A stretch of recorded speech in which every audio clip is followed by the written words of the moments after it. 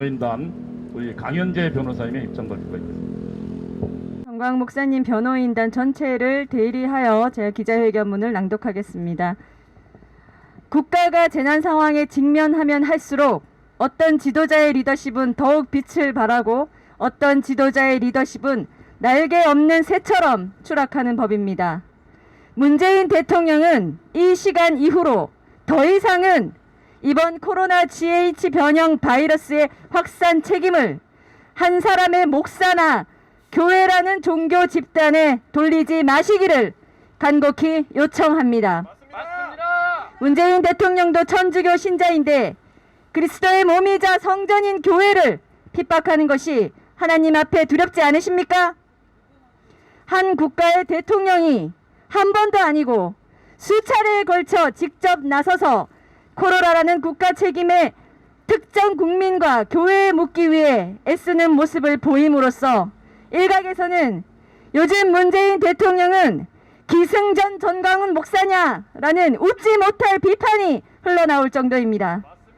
문재인 대통령은 진실 규명이 아직 되지도 않은 사실들, 문재인 대통령이 사실상 경찰 수사를 명하여 수사가 이루어지고 있는 사안에 대해서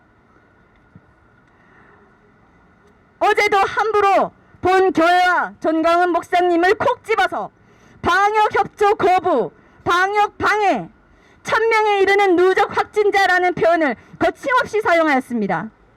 문재인 대통령은 저희의 반박과 하소연은 아예 듣지도 않고 무조건 믿고 싶은 대로 믿는 것입니까?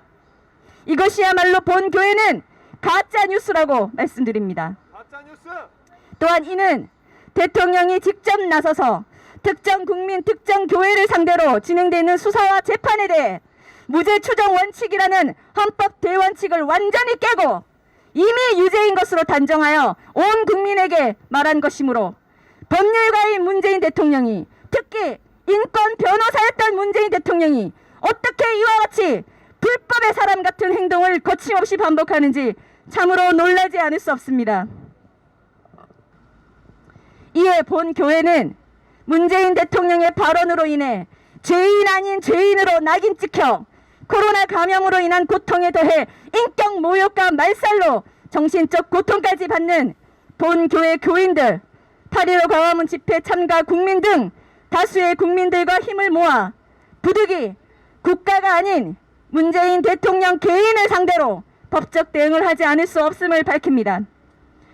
전염병이라는 전 세계 공통의 국가 재난 상황을 놓고서 한 국가의 대통령이라고 보기 어려운 일련의 비이성적이고 지극히 사적 감정에 매몰되어 움직이는 이와 같은 불법적 태도에 심히 유감을 표명하는 바입니다.